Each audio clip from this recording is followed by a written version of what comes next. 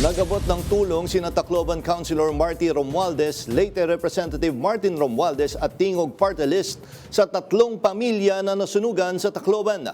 Yan ang umarangkadang balita ni Don Chu.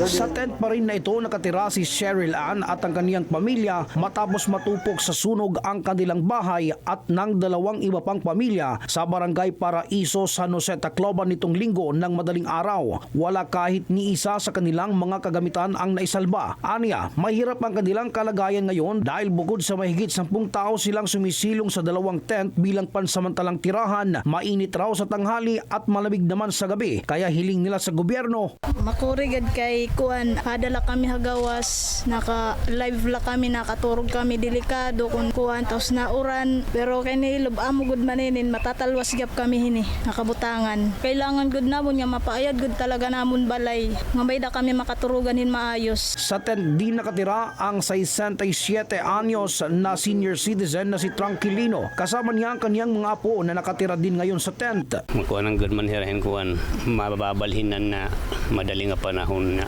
Isang ganla diri baga kuhan good na kuhan.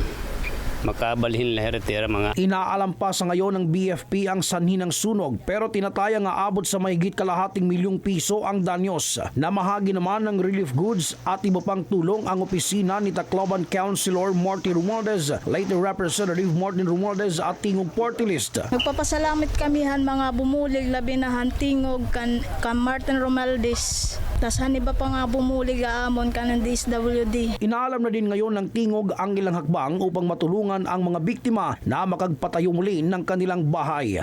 Ako si Don Leandro Chu ng PRTV News, nagseserbisyo para sa Pilipino.